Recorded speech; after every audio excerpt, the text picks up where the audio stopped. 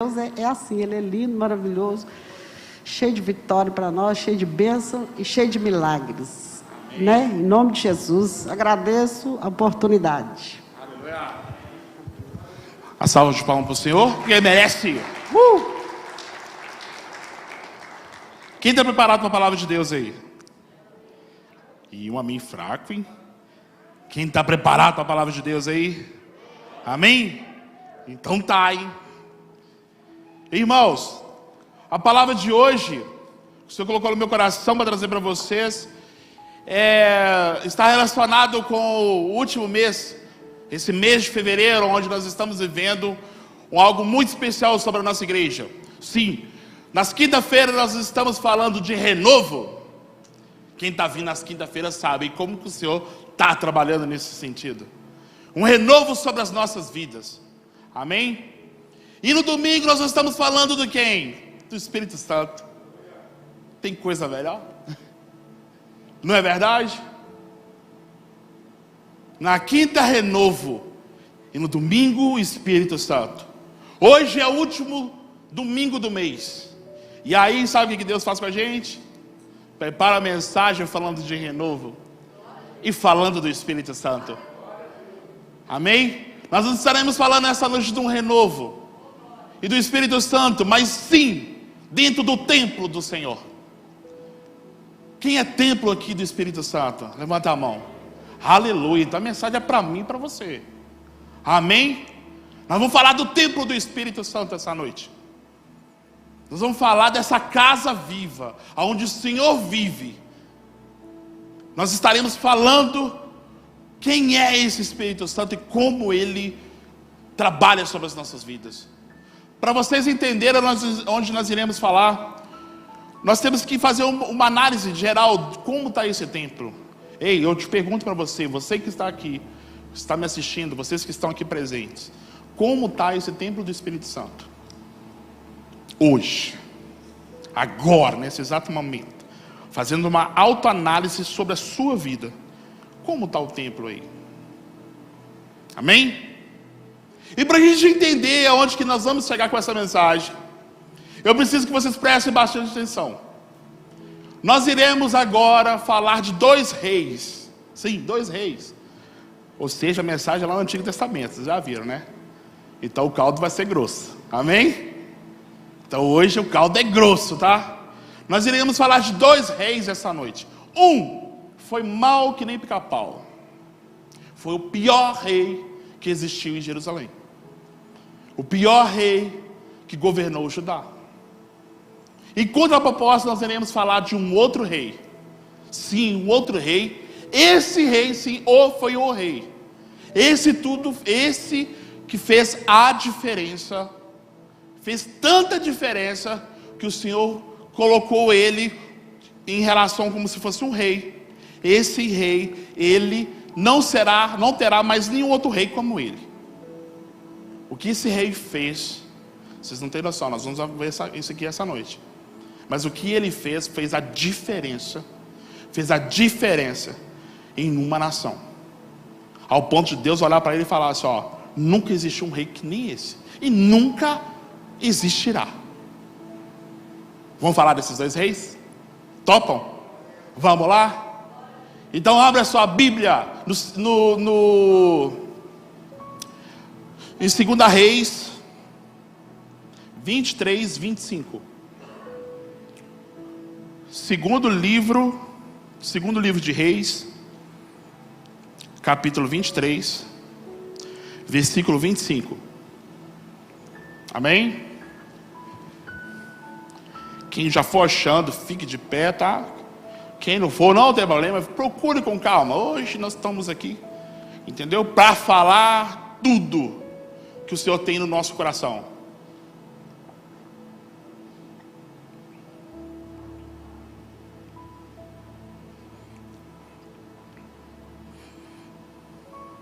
Todo mundo achou? Aleluia! Vamos ler lá então, 2 Reis 23, versículo 25. Diz bem assim, ó: nem antes, nem depois de Josias houve um rei como ele, e se voltasse ao Senhor de todo o coração, de toda a alma e de toda a sua força, de acordo com a lei de Moisés. Vamos ler de novo, ó. Nem antes, nem depois de Josias, houve um rei como ele, que se voltasse para o Senhor de todo o coração, de toda a alma e de toda a sua força, de acordo com toda a lei de Moisés. Amém? Podem sentar. Ei, esse cara aqui, ó. Esse rei chamado Josias foi o cara que fez a diferença. Sim, ele fez a diferença em Jerusalém e em Judá. Fez a diferença. Vocês não têm noção o que esse cara fez. Mas para vocês terem uma noção aonde nós iremos chegar e entender por que Josias foi considerado o melhor rei que já existiu em Jerusalém, nós precisamos voltar 2 capítulos. Se vocês quiserem, volte lá, tá? 2 Reis 21, tá? Marque a Bíblia de vocês, tá? E em casa, amanhã ou hoje mesmo, dá uma lida do capítulo 21 até o 23. Vocês vão ver foi eficaz, como é maravilhosa a palavra de Deus nesse sentido. Então, no capítulo 21, nós estaremos falando de um rei chamado Manassés. Sim, Manassés. Esse rei, como eu brinquei com vocês aqui, esse foi mau que nem pica-pau, tá? Esse foi o pior rei que existiu em Jerusalém. O pior rei. Pensa no rei ruim. Duplica, triplica. Foi esse cara. Tudo que é errado aos olhos do Senhor, esse cara fez. E detalhe, preste bem atenção. Lembra que eu falei com vocês que a mensagem de hoje não é sobre o templo do Espírito Santo? Lembrem-se disso. Não perca esse ponto fundamental dessa mensagem. Estarei falando o tempo todo sobre o templo do Espírito Santo. Amém? Então o que esse rei fez? Preste bem atenção. Esse rei teve a capacidade de simplesmente virar os olhos para Deus e começar a fazer as piores coisas que um ser humano poderia estar fazendo. E ele começou então a fazer, sabe aonde? No templo do Senhor. A Bíblia nos fala que esse homem, ele trouxe todo tipo de idolatria para dentro do templo do Senhor. E tudo começou pelo seu pai. Ei, você já ouviu falar daquele Deus Baal? Ele levou para dentro do templo. Você acha que ficou só nisso? Não. Sabe o que esse rei fez? Simplesmente ele pegou imagens de vários deuses, conhecidos como celestiais, ou seja, o Deus Lua, o Deus Sol, o Deus Estrela, o Deus Planeta. Eu não sei nem o nome dessas desgraças, mas trouxeram todo tipo de idolatria relacionado a esses tipos de deuses para dentro do templo do Senhor. Tudo que vocês possam imaginar de ruim esse cara fez. Ele mesmo fez com as suas próprias mãos um monumento enorme e colocou no átrios. Você já viu falar naquela parte do templo do Senhor, que é chamado, que é o Santo dos Santos? A esse lugar onde que é chamado Santo dos Santos, presta bem atenção, aonde Deus escreveu falando assim, eu estou colocando meu nome aqui. Onde o próprio Senhor colocou, estou colocando meu nome nesse lugar, por ser fiel a vocês, de quando eu tirei vocês do deserto, que eu estou sendo fiel a vocês. Esse homem teve a capacidade de simplesmente criar um ídolo de todo o tamanho e colocou bem em cima onde Deus mandou escrever isso. Olha a rebeldia desse homem. Olha o que esse camarada teve a capacidade de fazer. E vocês acham que ficou só nisso? Não. Agora, dentro do templo do Senhor, ele simplesmente reuniu os piores sacerdotes de Baal e mandou esses homens viver dentro do templo do Senhor.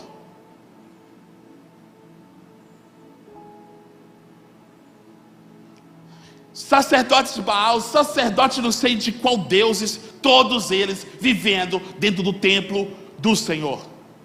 Aí você pensa, ficou só nisso? Não, lembre-se que eu falei com você, ele fez pior. Ele teve a capacidade de piorar mais ainda. Ei, esse rei agora, ele trouxe para dentro do templo do Senhor sacerdotes e sacerdotisas que simplesmente vivia da prostituição. Sacerdotes religiosos que trocavam, simplesmente viviam com a prostituição e instalaram eles dentro do templo do Senhor. E detalhe, para cada sacerdote desse, esse homem simplesmente criou uma tenda, um barraco, para que eles pudessem ter as suas orgias nesse lugar, e dizendo que isso tudo era em prol de algo por essas pessoas. Olha só. Aí vocês estão pensando assim, tem como piorar, pastor? Tem sim. Esse rei teve a capacidade de pegar o seu filho mais velho e atiçá-lo no fogo como sacrifício ao Deus Baal, Astarotes, se eu não me engano. Simplesmente pegou o seu filho e jogou ele no fogo em sacrifício. Que crueldade, não é verdade? Olha o ponto que chegou esse cara. Aí eu pergunto para vocês acham que não teve mais como piorar? Sim. Teve como piorar, sim. Sabe o que ele fez agora? Esse homem simplesmente reuniu todas as crianças inocentes. Crianças inocentes de toda a nação. E provocou a morte de todas elas em sacrifício. Ao ponto daquele lugar ficar cheio de sangue inocente.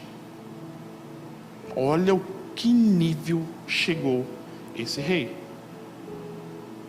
Matando inocentes dentro do templo do Espírito Santo. E espalhando em todos os lugares o sangue dessas crianças.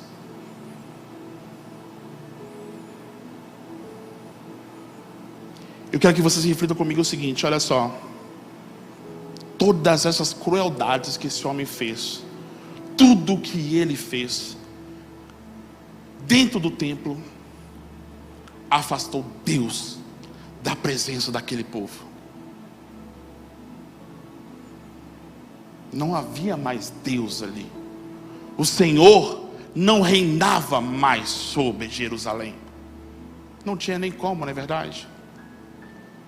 Foi um rei que teve a capacidade de colocar tanta porcaria, tanto entulho, tanta, dá nojo de pensar, não é verdade? Dentro do Espírito Santo, dentro do templo do Senhor. E agora eu quero só abrir para vocês aqui a primeira parte da reflexão desse texto, tá? Trazendo isso para os dias de hoje, tá, irmãos? Para a gente pensar um pouco sobre isso. Esse homem começou a trazer idolatria para dentro de casa, para dentro do templo do Senhor. Amém? Quando a gente fala em idolatria, nós pensamos em imagens, não é verdade? Vamos falar a verdade? Nós sempre pensamos em imagens. E é verdade, isso mesmo. Faz parte da idolatria. As imagens, seja ela da sua religião. Não sei se tem pessoas aqui que estão aqui de outra religião, que estão vindo aqui a convite, tá? Deus abençoe vocês aqui. Espero até o final que vocês vão entender essa mensagem, tá? Mas entendam o que eu quero dizer. As imagens faz parte, sim, da idolatria. faz parte, sim, de algo que Deus abomina. Seja ela qual religião que você for, entidade que for, o Senhor não aprova. Ele não divide a sua glória com ninguém. E não é egoísta, tá? O amor de Deus é verdadeiro a um ponto. Se Ele quer que você o ame dessa maneira, porque Ele te ama e Ele tem o melhor para mim e para você. Então entenda, quando eu falo de idolatria, vai muito mais além do que imagens, tá? A imagens é uma coisa que está no meio disso, mas vai muito mais além. Quando eu e você colocamos qualquer coisa no lugar de Deus, isso se torna uma idolatria. A Bíblia nos ensina que nós devemos amar ao Senhor sobre todas as coisas. E se você troca algumas coisas que você faz para o reino em prol do Senhor, você está sendo um idólatra. Ei, se você ama mais o teu filho do que a Deus, você está sendo um idólatra. Tudo aquilo que nós colocamos no lugar de Deus, isso se torna uma idolatria sobre a nossa vida. Ei, se você começa a amar a sua mulher, o seu esposo mais do que a Deus, isso se tornou uma idolatria. O seu trabalho se tornou mais importante do que o reino de Deus, se tornou uma idolatria sobre as nossas vidas.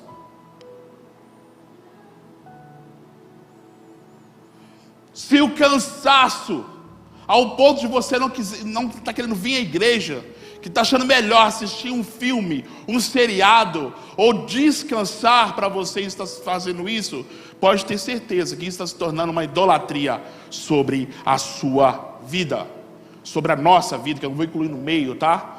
Se vocês acham que essa mensagem não é para mim, vocês estão muito enganados. Muito enganados. Ah, irmãos, se eu não vigio, se eu não oro, se eu não tomo conta da minha vida, se eu não entendo o que o Senhor quer comigo. A gente não é blindado quem está aqui na frente, não. Nós, os pastores, precisamos muito da oração de vocês, porque é complicado. Não é fácil, a gente não é super-herói, não. Nós oramos pelas pessoas, sim. Nós trazemos as mensagens que o Senhor coloca sobre as nossas vidas, sim. Nós planejamos coisas para o reino, sim. Mas nós não somos imunes a nada de ataque do diabo.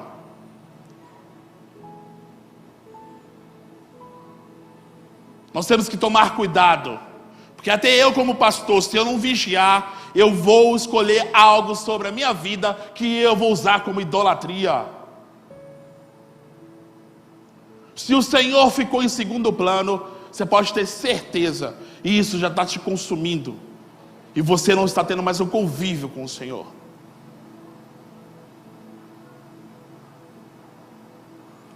Irmão, nós estamos vivendo hoje num momento, graças a Deus nós não temos festas tão largadas como é o carnaval, porque isso para mim é uma festa de demônios. Sim, porque onde já se viu alegria em trair a esposa ou esposo, um namorado, seja o que for. Quantas vezes você já ouviu pessoas falando isso? Quantas vezes você já ouviu pessoas que saem para a rua e têm relações, beijam, sei lá, várias pessoas na mesma noite e acham isso um troféu? Ei, o Senhor nos ensinou isso? Lembra que nós falamos aqui desses sacerdotes sexuais que colocaram dentro do templo? Ei, não é diferente. Tem pessoas lá fora que estão tendo relações com mais de uma pessoa. Qual é a diferença de sacerdote com essa pessoa? Nenhuma. Porque elas simplesmente estão sendo contra tudo aquilo que o Senhor colocou de melhor sobre as nossas vidas, que é o templo do Espírito Santo.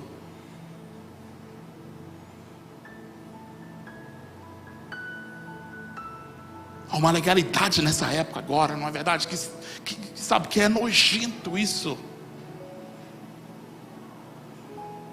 É nojento isso.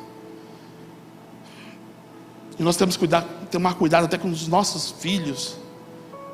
sabe, ensinar eles direito. A minha filha tinha um carnaval na escola, olha só que coisa. E ela tem 5 anos de idade. Como é que explica isso para uma criança de 5 anos de idade? Aí, meu irmão, ela pegou meu celular e ela não sabe ler, mas ela sabe apertar um botãozinho que tem um microfone, né? E perguntou lá por que não devemos ir no carnaval. Aí apareceu aquele diabo puxando Jesus. E depois um carro com um diabo do seu tamanho. Ela chorou copiosamente 3 horas.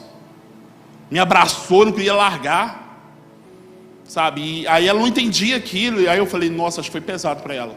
Até para uma criança foi pesado até demais. Sabe? E nessa noite de sexta para sábado ela não dormiu. Porque isso ficou na mente dela. Aí, ou seja, foi um choque muito grande, mas ela entendeu que essa festa não é para nós. Ei, qualquer lugar que nós formos e que não tenha a presença do Senhor, tem coisa errada. Eu não estou falando festa de família, irmão. Se você for lá evangelizar, vai, que eu também a gente faz isso. Você seja luz no lugar, não seja uma pessoa a mais naquilo ali, para fazer parte do que está vivendo.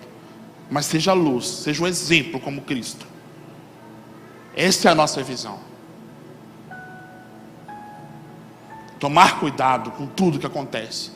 Tomar cuidado com quem a gente assiste. Tomar cuidado com as coisas, sabe, que vêm na nossa mente. Para que nós não façamos que nem esse rei.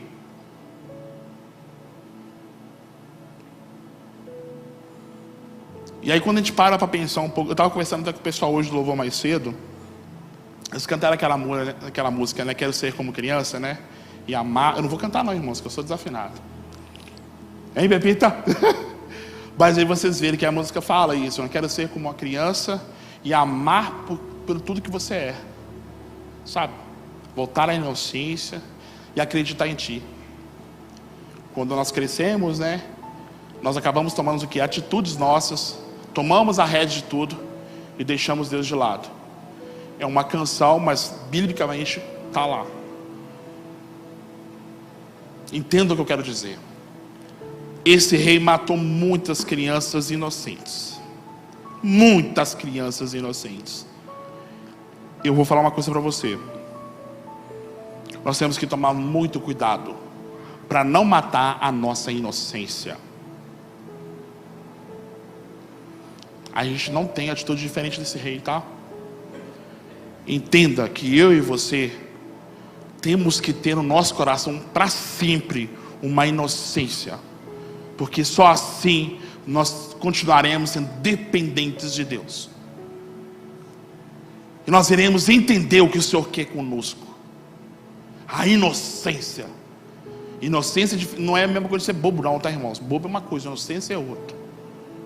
Não vou entrar nesse detalhe agora, mas eu vou ficar só na inocência.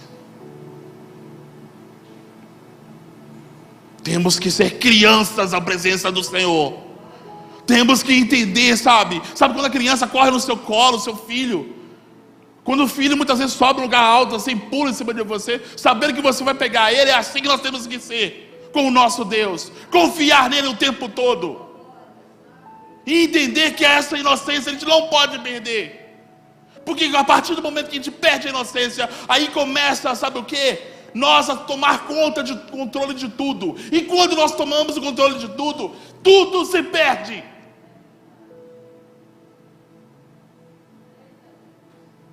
Você pode ter controle de muitas coisas que é necessário você ter, mas em relação às coisas de Deus, se você bate no peito e diz, eu vou controlar isso, você está perdido. Não existe nada que eu e você façamos se não tiver Cristo na frente de tudo.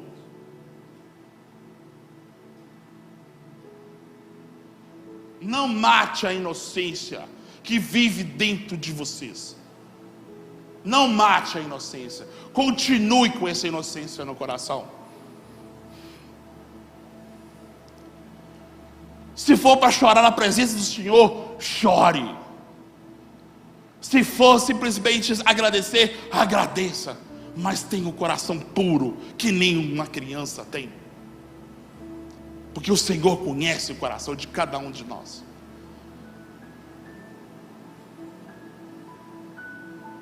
Não deixe a inocência se perder.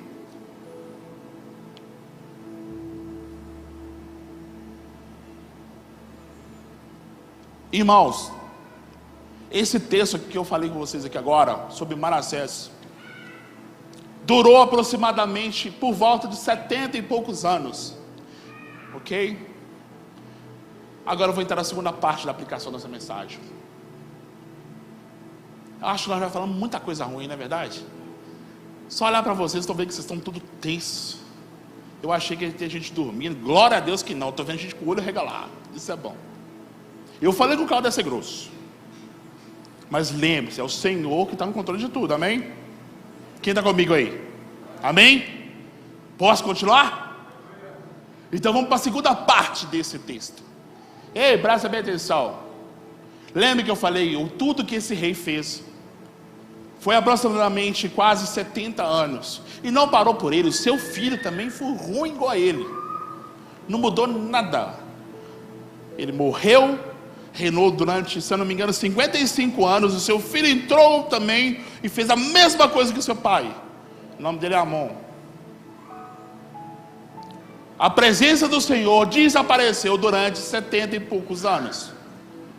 Imagina eu e você agora, eu tenho 43 anos de idade. Se fosse imaginar sobre isso, eu nasci nesse tempo, não tinha conhecido o Senhor. E muitos de vocês aqui que estão nessa idade é a mesma coisa. Teríamos nascido e não tinha conhecido o Senhor, por causa de um rei que teve a capacidade de colocar tanta porcaria no templo do Senhor, que agora a presença do Senhor não está ali mais. E se passaram por volta de 70 e poucos anos. Só que aí, meu irmão, nasce um cara diferenciado. Nasce um rei agora, chamado Josias. Aleluia, aleluia mesmo. Esse Josias, a Bíblia disse que esse sim fez algo diferente. Preste atenção no que eu vou dizer para vocês, que eu tenho certeza que muitos de vocês que estão nessa noite aqui, talvez estão com esse mesmo pensamento. Esse homem simplesmente, ele viu que tinha coisa errada ali. Ei, tem coisa errada nesse templo, não bem assim que o Senhor mandou a gente fazer. Ei, esse homem agora olha para toda ali a Jerusalém e fala, opa, tem coisa errada. Ele olha para o templo do Senhor e fala, que é isso? O que tem aqui de errado? Então, mas lembre-se, ele não conhecia ao Senhor, porque durante 70 e poucos anos, o Senhor foi retirado do templo. Só que ele lembrou de algo muito especial. Ele lembrou que ali, no meio daquela cidade, havia um templo, aonde nasceu no coração de um rei chamado Davi, e que foi construído por seu filho Salomão. E ele olha e fala, aquele é o templo do Senhor. Ei, ali é o templo do Senhor. Então agora ele vai até o templo, e ele percebe que aquele templo estava em ruínas. Preste atenção. Ele olha para o templo está em ruínas. E o que aquele homem então decide fazer? Ei, ele não conhecia o Senhor. Detalhe importante. E agora esse homem resolve a reconstruir o templo. Ei, esse homem agora contrata pedreiros, carpinteiros, mestres de obra, e fala, ei, pegue esse povo, esses trabalhadores, o dinheiro vai ser retirado da porta do templo, manda os soldados pegarem as pratas, recolha as pratas e mande eles reformarem o templo. E detalhe, eu não quero saber de como é que eu vou dizer? De economia no templo, nessa aí. Ele simplesmente fala só, não quero prestações de contas, lembrei da palavra. passa o dinheiro para esses homens, esses operários, e manda eles reconstruir o templo do Senhor. Não quero saber de nada, eu quero que reconstrua, e não precisa trazer nada, não precisa fazer prestações de contas, porque são pessoas honestas, e eu vi que o trabalho deles são bons. Então agora, esse rei começa a reconstruir o templo do Senhor. Mas lembrando, onde está o Senhor nessa história? Ele só sabia que existia um templo, mas não sabia nada sobre o Senhor. E agora ele começa a reconstruir o templo. E agora ele manda um dos sumos sacerdotes: vai lá, verifica como é que está a obra, vê se a obra está indo bem. E agora um desses sumos sacerdotes, ele vai até o local, ele vai até o templo. Chega no templo, esse sumo sacerdote agora começa a perguntar aos trabalhadores: ei, como está aí a reconstrução desse templo? E eles começam a dizer: olha, está maravilhas, as coisas estão fluindo. Mas aí aparece um sacerdote que estava ali. Esse sacerdote virou e disse bem assim: ei, tem algo muito especial que esses trabalhadores acharam no meio do templo. Ei, existe algo tão precioso que eles acharam no meio desse entulho, no meio de tudo isso que está acontecendo dentro do templo do Senhor, que é muito valioso, e não tem nem como a gente colocar valores em cima disso. Quando o sumo sacerdote pegou isso que eu estou dizendo para vocês, que era preciosíssimo, que era valiosíssimo, ele foi correndo até o rei, chegou lá diante do rei e falou: Senhor, os seus trabalhadores estão trabalhando do jeito que o Senhor queria, o templo está sendo reerguido novamente, e a madeira que comprou, as pedras que compraram, está tudo lá, mas existe algo especial que eles acharam. Ei, Senhor rei, acharam algo especial no meio daqueles entulhos. E o rei disse: o que é? Me conta o que é. Ele virou e falou: no meio daquele entulho acharam a palavra do Senhor. Eles acharam o livro do Senhor. Ei, 70 anos sem saber quem é o Senhor, agora aquele rei estava com a palavra. O livro do Senhor estava jogado no meio daqueles entulhos. Eles acharam e falaram: aqui está, ó rei. Olha aqui, ó rei, achamos o livro do Senhor. Na mesma hora, irmãos, esse rei não aguentou e ele pediu para que o sumo sacerdote me leia algo que está nesse livro para mim. Leia, me conte sobre esse livro. Aleluia.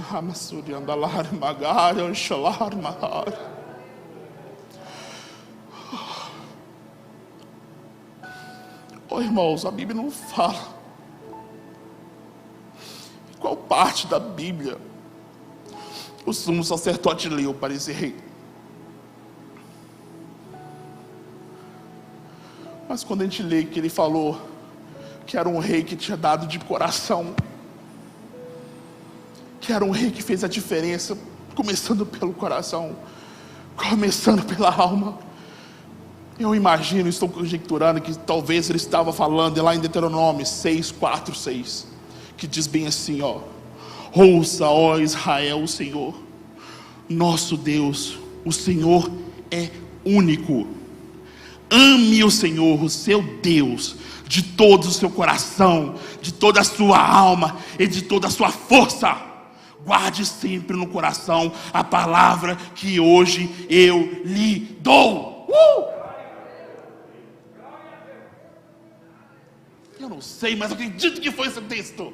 Eu acredito que foi esse versículo que esse homem deu para ele.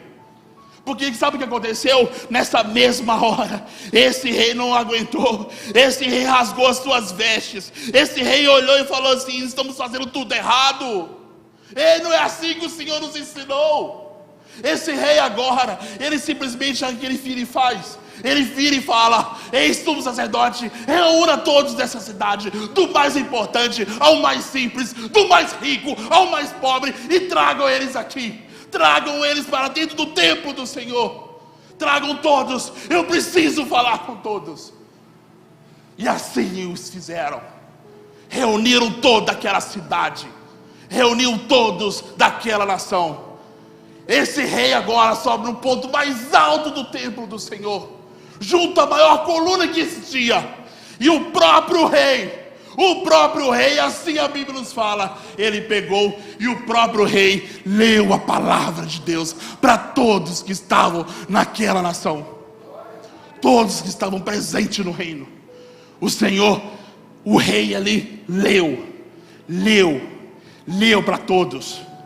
O próprio rei, ele não delegou a ninguém, o próprio rei leu a palavra de Deus para todos daquela nação. Todos. E aí detalhe, irmãos, terminou de ler, ele virou e falou assim: a partir de hoje, eu irei fazer um compromisso com o Senhor. Eu estarei fazendo um renovo, uma nova aliança com o Senhor. Aleluia! Eu estarei fazendo um renovo. Eu vou fazer um renovo com o Senhor. Eu estarei fazendo uma nova aliança com o Senhor, porque eu quero amá-lo de todo o meu coração e de toda a minha alma. E você sabe o que aconteceu? Todos que estavam ali virou para o rei e falou: você não está sozinho, estamos contigo. Ei, em nenhum momento esse rei impôs uma lei, em nenhum momento esse rei não criou decretos dizendo aqueles que forem contra a palavra do Senhor vai morrer. Não, ele simplesmente leu a palavra do Senhor e ele mesmo disse: eu vou fazer uma nova aliança. Isso tudo que está escrito aqui na palavra do Senhor eu vou cumprir. E eu estou sozinho? Não, rei, nós estamos contigo. E agora ele, com o coração cheio, orvalhando o Senhor, junto com toda a nação de Jerusalém, resolve fazer uma mudança completa no reino do Senhor. Esse homem agora, com o aval de toda a população, agora ele chega e isso aqui ele começa a fazer uma limpeza no templo do Senhor. Ei, lembra dos deuses que eu te falei, da idolatria que existia naquele lugar? Esse homem agora começou a arrancar tudo lá de dentro. Ei, as imagens, ei, tudo aqui está aqui dentro aqui. Ei, esses deuses aqui, esses deuses celestiais, pegam tudo, levam para fora. Melhor, não levam só para fora não, põe fogo, que não serve para mim, não serve para mais ninguém. Queima tudo. Ei, sabe aquele monumento grande, enorme, no ato do Senhor, no Santo dos Santos, aonde o meu nome está lá, o nome de Deus está lá, aonde Ele escreveu e disse que estaria conosco todos os dias das nossas vidas. Ei, pega aquele templo, pega aquela estátua e põe fogo, queime ela, mas não só queime ela, transforme ela em cinza e jogue no bosque. Eu não quero mais nada que possa estar ao contrário da palavra do Senhor. Estou gritando muito, né? Abaixa o som aí que hoje eu estou. Mas entenda isso. Ele simplesmente agora começa a pegar os ídolos, tudo que poderia estar ali contaminando o templo do Senhor, e ele começa a arrancar tudo. Ele tira tudo. Sabe, o sacerdote de Baal, ele manda eliminar. Irmão, estou falando do Antigo Testamento. Ele manda eliminar todos aqueles sacerdotes. Vamos colocar para nós nos dias de hoje como se ele falasse com nós assim, ó, arranque desde a raiz, para não nascer mais. Ei, esses homens não estão com o Senhor, eles não falam do Senhor, eles falam dos piores deuses que existem. Tira eles daqui. Lembra dos sacerdotes também sexuais? Mandou tirar tudo. Tira todos eles de lá do templo. Ei, os barracos, as tendas que eles fizeram, arranca tudo. Virou entulho. Ele falou: o que esse entulho está fazendo aqui? Põe esse entulho lá fora. Na casa do Senhor não tem que ter nada. Limpa tem que ser. Esses entulhos que foram levantados, tire tudo para fora.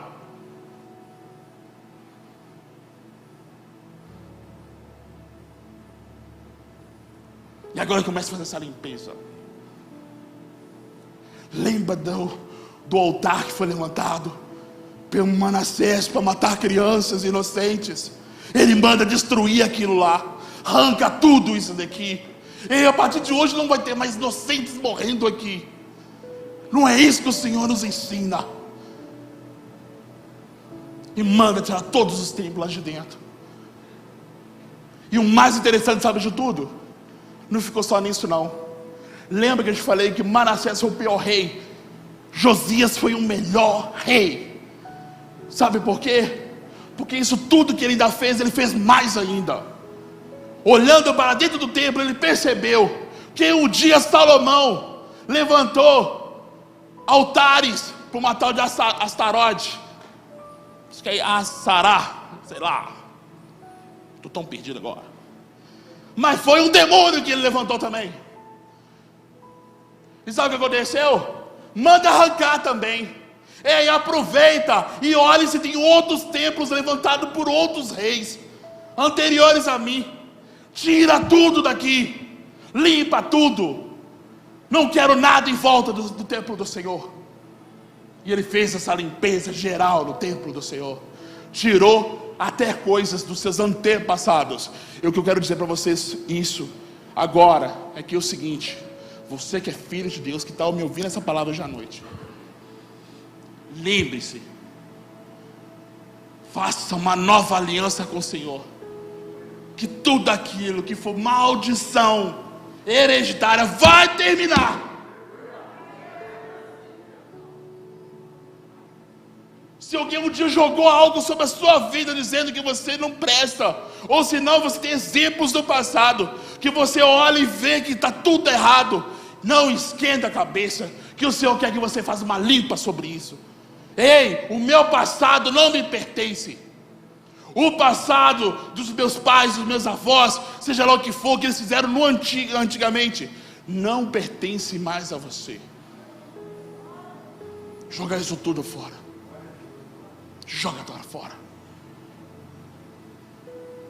E aí você pensa, ficou só nisso? Não, ele fez a mais, lembre-se disso. Ele parou em volta do templo, ele começou a olhar no horizonte, ele começa a perceber que nos horizontes havia muitos túmulos, e ele perguntou: que túmulos são esses? São de pessoas que um dia profanaram a sua festa, que um dia foram contra o Senhor. Arranca tudo, limpa tudo, até o que está em volta, é dentro do templo e fora do templo. Aonde os meus olhos estiverem enxergando, nos horizontes, algo que possa vir a me contaminar, tira tudo. E ele limpou os túmulos, tirou os ossos, botou fogo em tudo. Só que ele chegou em cima, em frente a um templo diferente, no túmulo, desculpa. Ele olhou para aquele túmulo e falou assim: e esse túmulo aqui? Ó, esse túmulo foi de um profeta que um dia falou que você ia fazer isso tudo. Foi um profeta há 300 anos atrás. Ele disse: você vai ser esse que vai fazer isso tudo. E ele falou: então esse templo, esse túmulo você não mexe, porque esse é um homem de Deus. Esse sim é um homem de Deus.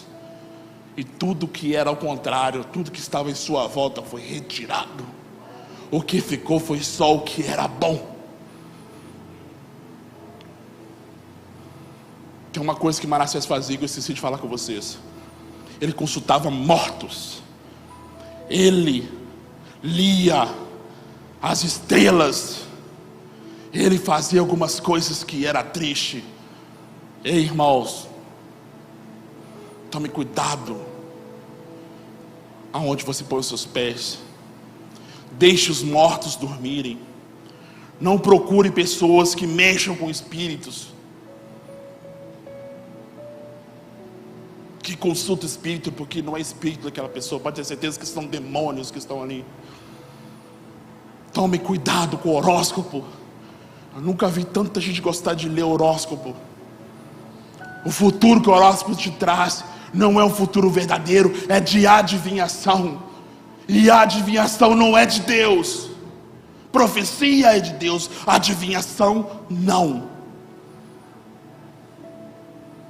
Tome cuidado com as numerologias que existem por aí.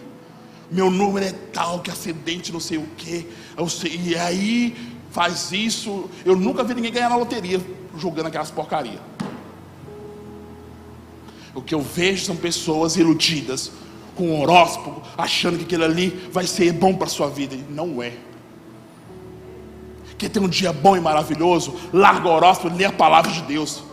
Eu duvido se você não sai ali abençoado.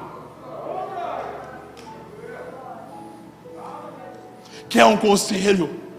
Porque está difícil, eu sei que é. Procura a gente, os pastores, os membros dessa casa, aqueles que estão na frente. Conte esses problemas. Pode ter certeza que a gente não é fofoqueiro, não. Ainda mais eu que sou psicanalista agora, eu não posso contar ninguém de ninguém, entendeu? Se você falar comigo, vai ficar comigo. E se eu contar alguém, você pode mandar caçar a carteirinha. Mas o que eu estou dizendo para você é o seguinte: confie em pessoas que querem o seu bem.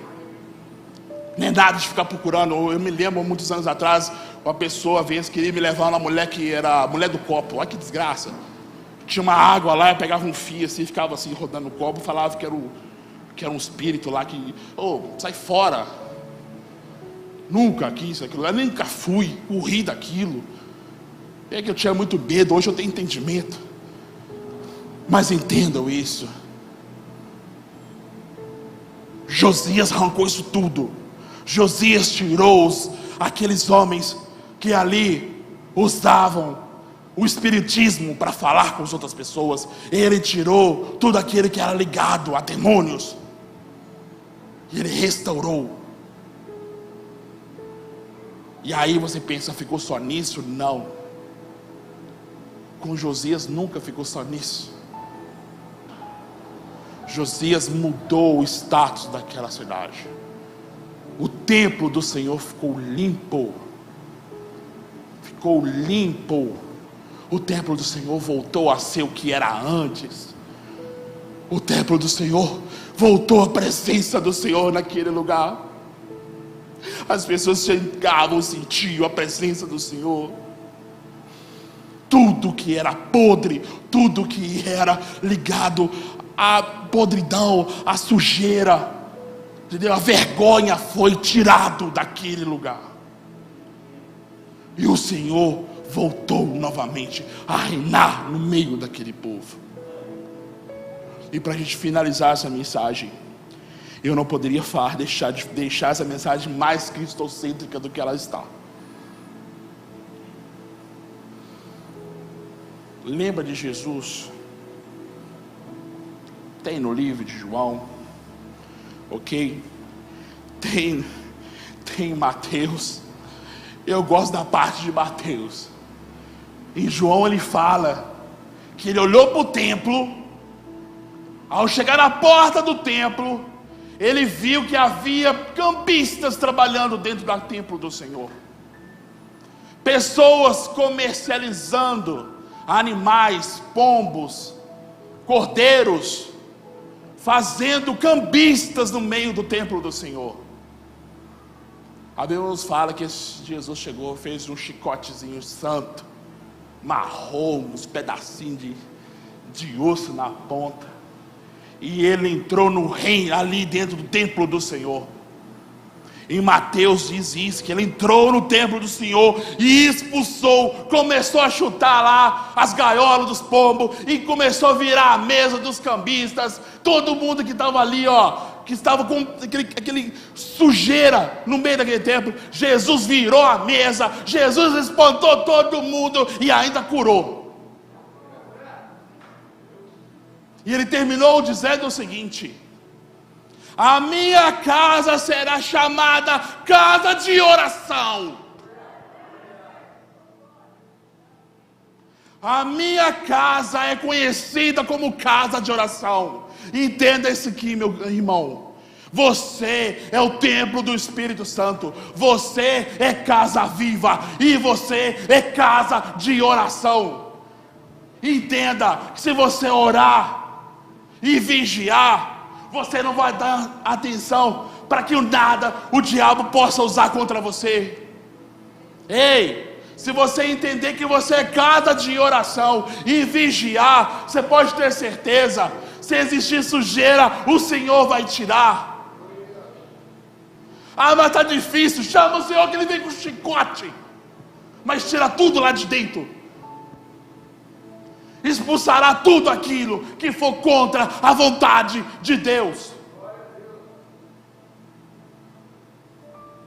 Chame Jesus sobre a sua vida e diga: Senhor, eu sou casa de oração, e é por isso mesmo, eu não posso ter impurezas dentro de mim, eu não posso ter nada que seja aquilo ao contrário que o Senhor queira sobre a minha vida. Eu quero que o Senhor olhe para mim como olhou para Josias e disse: essa casa é maravilhosa, essa casa é diferente, esse coração é puro, essa alma é pura, e Ele me ama com isso tudo.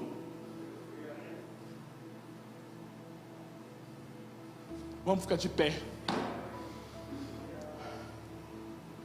E você que precisa ter uma casa limpa, convida você a vir aqui na frente. Ei, ninguém está aqui para te julgar, ninguém está aqui para te condenar. Se nessa noite você decide fazer uma aliança com o Senhor, que nem Josias fez, eu te convido a vir aqui na frente, para limpar o templo do Espírito Santo.